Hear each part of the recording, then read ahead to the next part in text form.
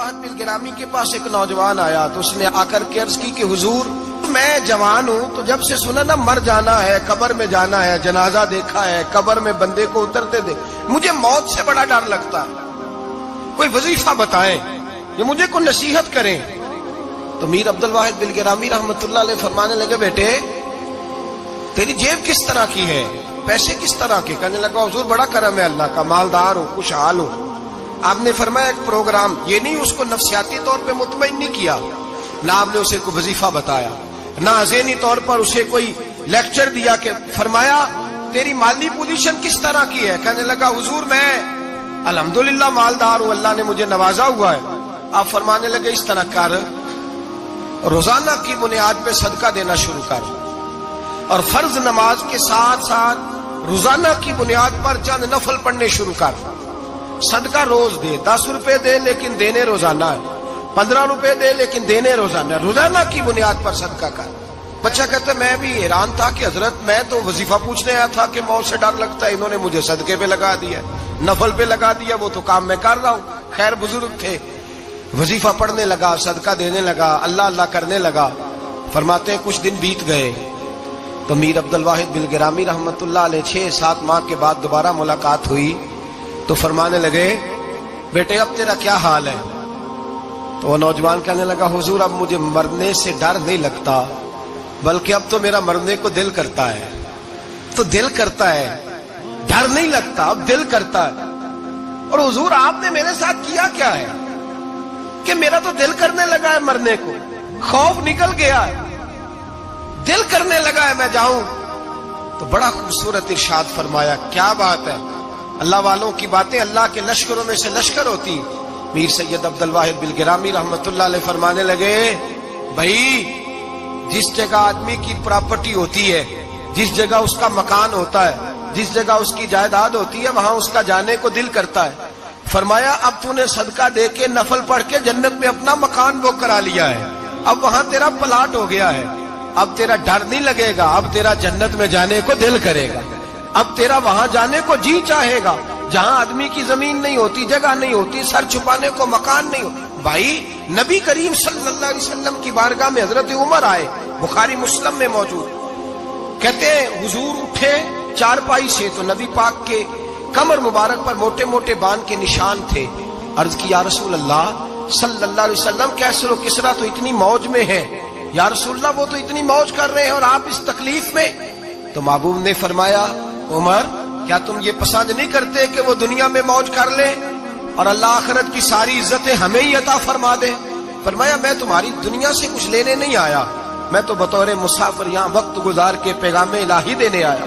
तो मेरे भाई जब तौहीद बारी ताला पर तवज्जो होती है फिर दुनिया की लज्जतों पे दिल नहीं लगता, फिर इंसान सारी मेहनत आखिरत के लिए करता है, फिर उसका ख्याल आखिरत की तरफ रहता है। और मेरे आला हजरत फाजिल व मुहद्दिस बरेलवी रहमतुल्लाह ताला अलैह फरमाते हैं जब तेरी तवज्जो तौहीद बारी ताला की तरफ होती है ना, फिर तू अपने आप को संभाल संभाल के नहीं रखता, फिर तो तेरा दिल करता है मैं जीऊं भी तो अल्लाह के लिए, मरूं भी तो, बोल के बताइए, जीऊं भी तो और मरूं भी तो, मेरी जिंदगी का मकसद तेरे दी की सरफराजी, मैं इसीलिए मुसलमान, मैं इसीलिए नमाजी। फिर दिल करता है कि जीना मरना अल्लाह के लिए हो।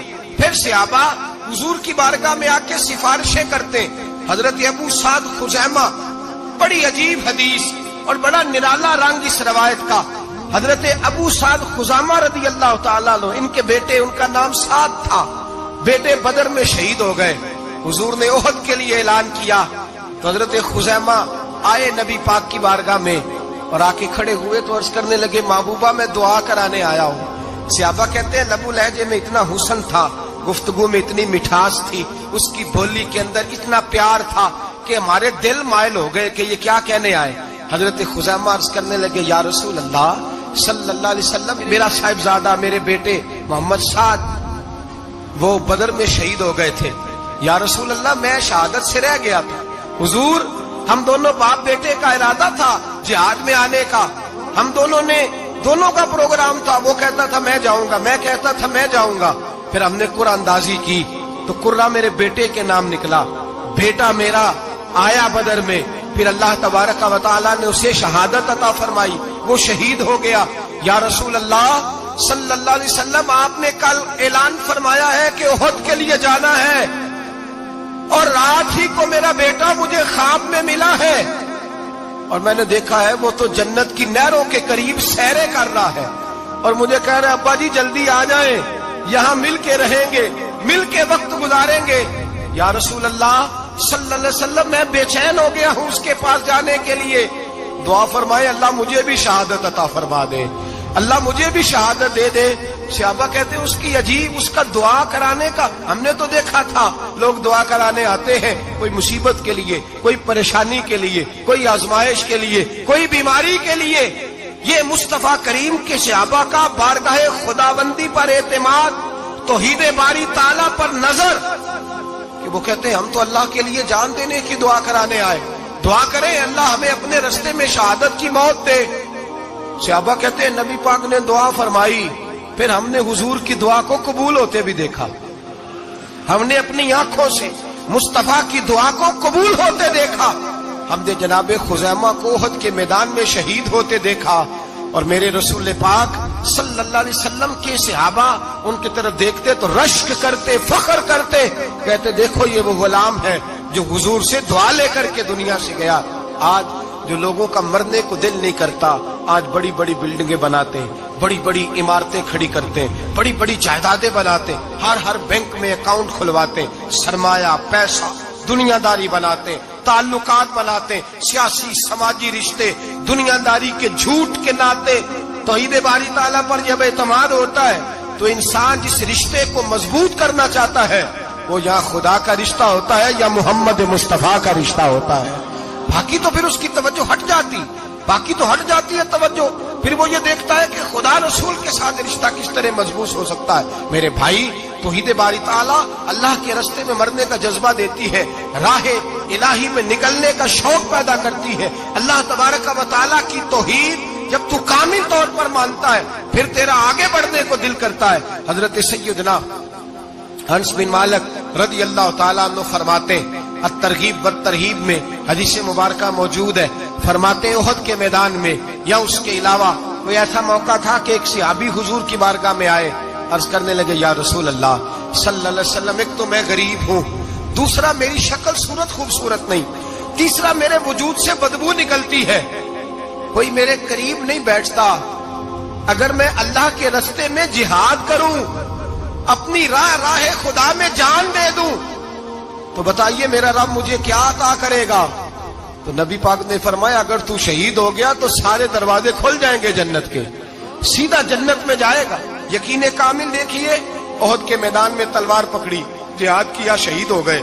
صحابہ کہتے ہیں نبی پاک اس کے سرانے آ کے کھڑے ہوئے، اور کیا خوبصورت جملے ارشاد فرمائے اللہ تبارک و تعالیٰ نے اس کی بدصورتی کو خوبصورتی میں بدل دیا ہے، اللہ نے اس کے وجود سے آنے والی بدبو کو خوشبو سے بدل دیا، اور نبی پاک علیہ السلام فرمانے لگے جنت کی حور دروازہ کھول کے اسے کہہ رہی ہے آ جا جلدی جلدی، اللہ نے تیرا نکاح میرے ساتھ فرما دیا ہے، جلدی آ جا، میں تیرے استقبال کو کھڑی۔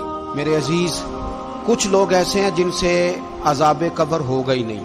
میرے رسول کریم صلی اللہ تعالی علیہ وسلم نے ارشاد فرمایا کہ جو اللہ کے رستے میں شہید ہو گیا، یہ سنن نسائی میں موجود ہے، اسے عذاب قبر نہیں ہوگا، بلکہ ایک حدیث میں تو فرمایا حساب کتاب ہی نہیں ہوگا، اللہ بغیر سوال جواب کے جنت عطا فرما دے۔ کچھ لوگوں کو لوگوں کی بخشش پہ بھی مسئلہ ہی بنتا ہے کہ کوئی بخشا نہ جائے۔ اور ایک صاحب کہہ رہے تھے جی یہ کیا معاملہ ہے کہ جمعے کو بندہ مر گیا یا فلانا ہو گیا تو اس سے حساب کتاب نہیں ہوگا، اتنے بڑے جرم لوگوں نے اتنے پاپ، اور جمعے کو مر گیا تو بخشا جائے گا۔ تو میں نے کہا جرموں کا بھی اسے حساب اللہ لے لے گا، لیکن میاں حساب کتاب کی ڈیوٹی نہ اللہ کی ہے تو بہتر یہ ہے کہ اسی کے ہاتھ میں رہے، تو نہ اپنے ہاتھ میں لینے کی کوشش کر۔ سنن ترمذی کی حدیث، ہمیں پتہ نہیں کیا مصیبت ہے، ہمیں پتہ نہیں کیا مسئلہ ہے۔ ایک جنازے سے میں نکلا، آپ یقین کریں کبھی کبھی کلیجہ پھٹ جاتا ہے، میں ایک جنازے سے نکلا تو میرے ساتھ ایک بندہ جنازہ پڑھ کے نکلا تو کہنے لگا جی پیر صاحب دیکھیں آج کتنی دنیا آئی ہے، حالانکہ یہ بندہ اس طرح کا تھا، اس طرح کا تھا، اس طرح کا تھا۔ میں نے اسے کہا یار تجھے تو فکر ہی لگ گئی ہے کہیں جنت میں چلا ہی نہ جائے. تو اس طرح کرنا جنت کے دروازے کے سامنے کھڑے ہو جانا ڈنڈا لے کے کہ میں نے نہیں جانے دینا. شرم آنی چاہیے ہمیں. اللہ فرماتے ہیں جنت اتنی چوڑی ہے جتنے زمین و آسمان ہے, اس کی چوڑائی زمین اور آسمان کے برابر ہے. تو ہم تو اپنے علاوہ کسی کو جانے نہیں دینا چاہتے جنت میں. اور بس کریں, جنت خدا کا فضل ہے, اور اللہ فرماتے ہیں میرا فضل میں جسے چاہتا ہوں عطا کرتا ہوں. یہ سنن ترمذی کی حدیث, اور اس کے راوی حضرت عبداللہ ابن عمر رضی اللہ تعالیٰ عنہ. نبی پاک علیہ السلام نے فرمایا جو مسلمان جمعے کے دن یا جمعے کی رات کو فوت ہو اس کو اللہ تعالیٰ قبر کی آزمائش سے محفوظ رکھتا ہے. جو جمعے کی رات فوت ہو جائے یا جمعے والے, یعنی جمعے رات اور جمعے کی درمیانی رات چلا جائے یا جمعے والے, تو اللہ اسے عذاب قبر سے. تو میرے عزیز, جو بندہ شہید ہو اس سے عذاب قبر نہیں ہوتا. جو آدمی جمعے کے دن یا جمعے کی رات چلا جائے اسے بھی عذاب قبر نہیں ہوتا. اور میرے رسول کریم صلی اللہ تعالی علیہ وسلم نے فرمایا جو بندہ ایک دن اور ایک رات, یہ حدیث صحیح مسلم میں, سنن ترمذی میں, مصنف عبد الرزاق میں موجود ہے, ایک دن اور ایک رات اللہ کی رضا کے لیے اسلامی سرحد پہ پہرا دے. میں اور آپ سوئے ہوئے ہیں, لیکن وہ لوگ جو فوجی بارڈروں پہ کھڑے ہیں, دیکھو مدینے والے محبوب کس کس پہ کرم فرماتے ہیں. ساری عمر نہیں, 24-25 سال کی سروس نہیں, فرمایا ایک دن اور ایک رات اللہ کی رضا کے لیے جو اسلامی سرحد پر پہرا دے, مسلمانوں کو کافروں سے بچائے, رب اسے عذاب قبر نہیں دے گا, اسے اللہ تعالیٰ اپنے فضل سے معاف فرما دے گا. ایک رات اور ایک. آپ کیا سمجھتے ہیں کہ ان فوجیوں کی کوئی چھوٹی شان ہے, ان کا کوئی چھوٹا مرتبہ ہے؟ ایک دن اور ایک رات اگر یہ پہرا دیں تو اللہ انہیں اتنا انعام عطا کرتا ہے. اسی طرح سن لو, یہ ذرا غور سے سننا, ابن ماجہ کی حدیث, اور اس کے علاوہ مسند ابو یعلا میں موجود حدیث کے راوی حضرت ابو ہریرہ رضی اللہ تعالی عنہ, حضور صلی اللہ تعالی علیہ وسلم نے فرمایا جو شخص بیماری سے فوت ہوا, قربان جاؤں میرے محبوب نے بیماری کا نام ہی نہیں لیا, فرمایا کوئی بھی بیماری ہو, فرمایا جو آدمی بیماری سے فوت ہوا اللہ اسے شہادت کی موت عطا فرمائے گا, اور وہ عذاب قبر سے اور قبر کے امتحان سے بھی محفوظ رہے گا. اور حضور فرماتے ہیں اس کو صبح اور شام جنت کے باغوں میں سے رزق دیا جائے گا. جو کسی بھی بیماری سے مرا, یہ لوگ بیماری سے مر رہے ہیں تو لوگوں نے اچھوت سمجھ رہے ہیں, اچھوت, یہ اچھوت نہیں ہے, اس لیے کہ لوارث نہیں, یہ خدا رسول کے ماننے والے ہیں. تم انہیں اچھوت کہہ رہے ہو اور مدینے والے رسول انہیں شہید فرما رہے ہیں. حضور نے فرمایا جو بیماری سے مرے شہید ہے, وہ قبر کے عذاب سے محفوظ رہے گا اور جنت کے باغوں میں سے اللہ رزق دے گا. لوگ کہتے ہیں دیکھو جی بڑا تانگ ہو کے دنیا سے گیا ہے, تو اس بندے کو بھی عذاب قبر نہیں ہوتا. اسی طرح جو بندہ سورہ ملک پڑھتا ہے, سنن ترمذی میں حضرت ابن عباس سے روایت ہے کہ حضور صلی اللہ علیہ وسلم کے ایک صحابی نے ایک جگہ خیمہ لگایا تو وہاں سورہ ملک پڑھنے کی آواز آتی, کوئی بندہ پڑھنے والا نظر نہیں آتا تھا. جب حضور کی بارگاہ میں عرض کیا تو فرمایا وہاں قبر تھی اور قبر کے اندر بیٹھ کے میرا صحابی سورہ ملک کی تلاوت کر رہا. اگر ہمیں خسرہ نمبر یاد ہو جاتا ہے نا اپنی جگہ کا, اور ہمیں پتہ ہوتا ہے کہ میرے والا حصہ کتنے کروڑ کا ہے, اگر ساری کہانیاں ہمیں یاد ہوتی ہیں تو سورہ ملک بھی ہمیں یاد ہو سکتی ہے.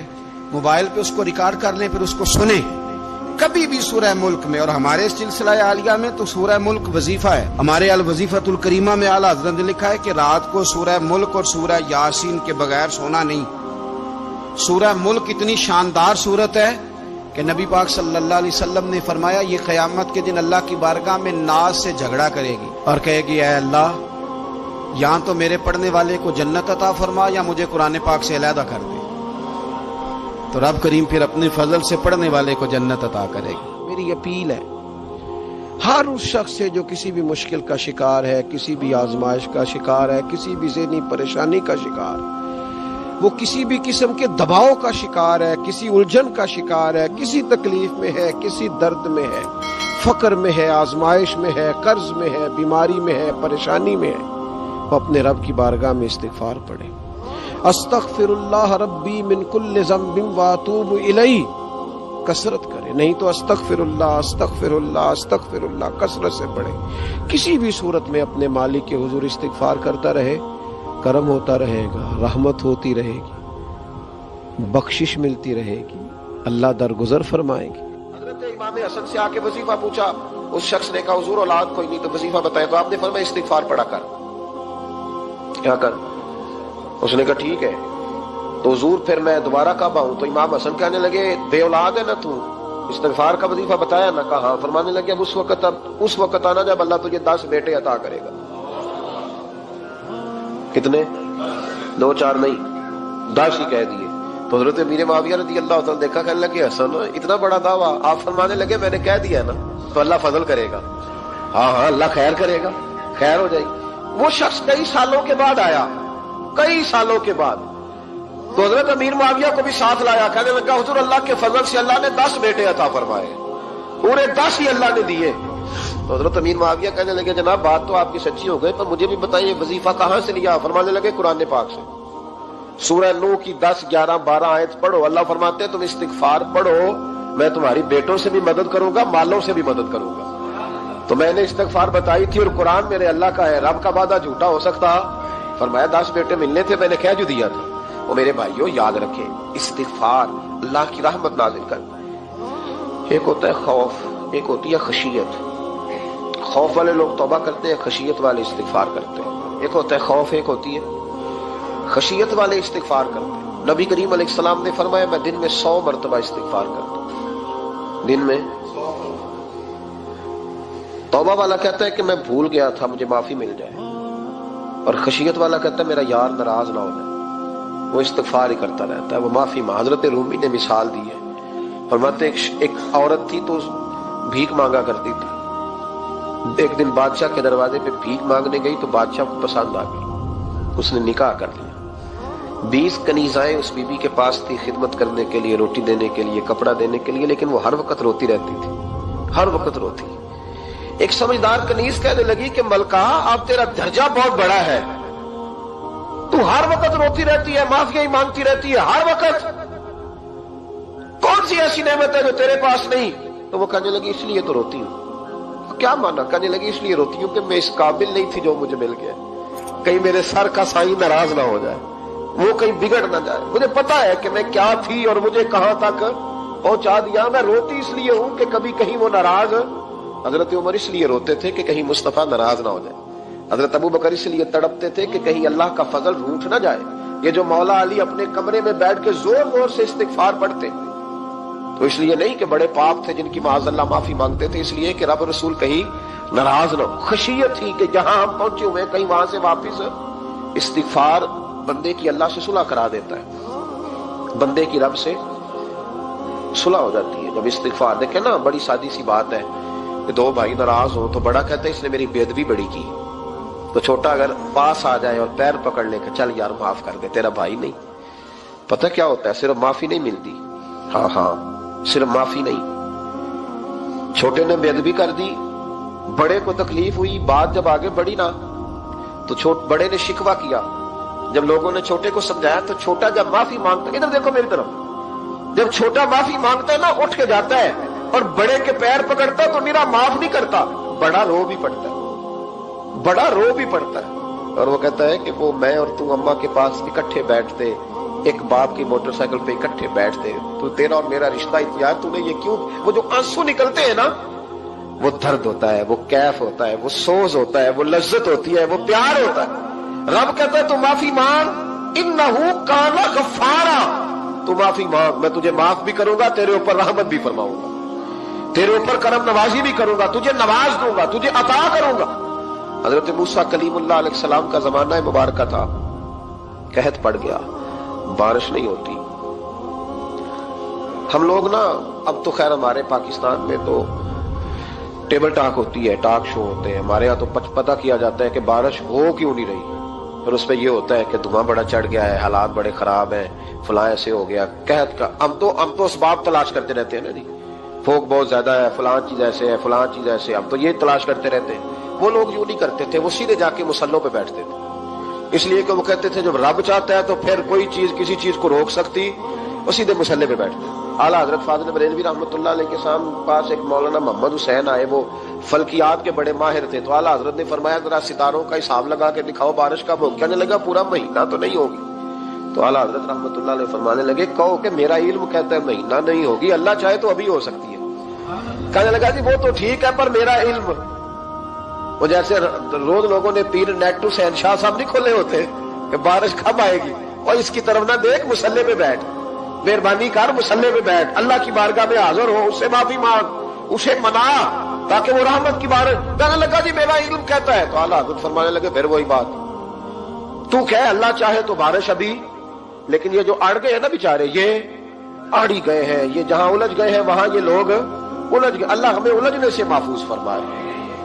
تو اعلیٰ حضرت اٹھے تو فرمایا ٹائم کیا ہوا ہے گھڑی پہ؟ کہنے لگا جی 12۔ تو اعلیٰ حضرت نے گھڑی گھمائی، اب کیا بج گیا؟ کہنے لگا 4 بج گئے۔ فرمانے لگے بج گئے نا 4؟ کہنے لگا جی آپ نے گھڑی گھما جو دی ہے۔ فرمانے لگے اللہ بھی جب چاہے تو ستارے گھما دیتا ہے، اللہ بھی ستارے گھما دیتا ہے بارش۔ کہنے لگا جی وہ تو ٹھیک ہے پر مہینہ نہیں ہو سکتی، اڑا ہوا بندہ اس کا کوئی علاج ہے جو اڑ جو جائے، اس کے لیے قرآن کہتا ہے وَإِذَا خَاطَبَهُمُ الْجَاهِلُونَ قَالُوا سَلَامًا، اسے سلوٹ کرو دور سے، اسے کو تو جان اور تیرا۔ کہنے لگا جی ہو نہیں سکتی پورا مہینہ۔ فرمانے لگے یار تو جا اپنا کام کر۔ وہ شخص کہتا ہے میں نے دروازہ کھولا اعلیٰ حضرت کا، کمرے سے باہر نکلا تو تیز بارش ہو رہی، واپس آیا تو میں نے کہا احمد رضا یہ عقیدہ کہاں سے لیا ہے؟ فرمایا دروازہ مصطفیٰ سے لیا ہے صلی اللہ علیہ وسلم۔ تو یاد رکھیں کہ اللہ کو منانا چاہیے، استغفار کرنا چاہیے۔ پھر غور کر لیں اس بات پر کہ وہ کتنا عظمت اور رفت والا شخص ہے جس کی اللہ کی نظر میں عزت ہے، جو اللہ کے ہاں قابل اکرام ہے، مالک کے ہاں۔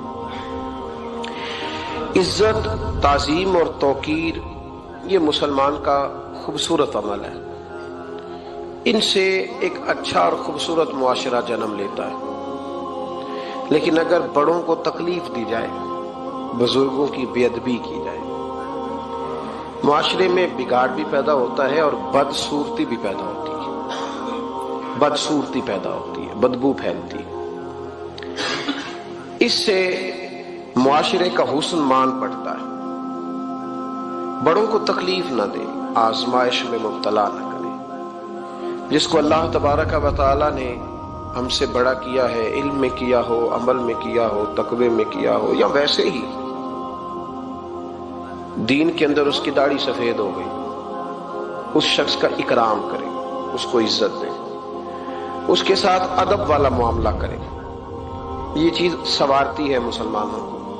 آج کل بے ادبی عام ہو گئی ہے، معاشرے میں زیادہ پاورفل وہ لوگ ہیں جن کی زبانیں زیادہ لمبی ہیں،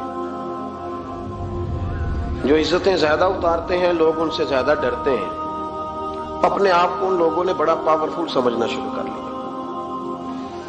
بلکہ بدتمیزوں کی ایک اچھی ٹیم تیار کر لی جائے تو انسان بہت بڑا اونچا عہدہ بھی حاصل کر سکتا ہے، معاذ اللہ تعالی۔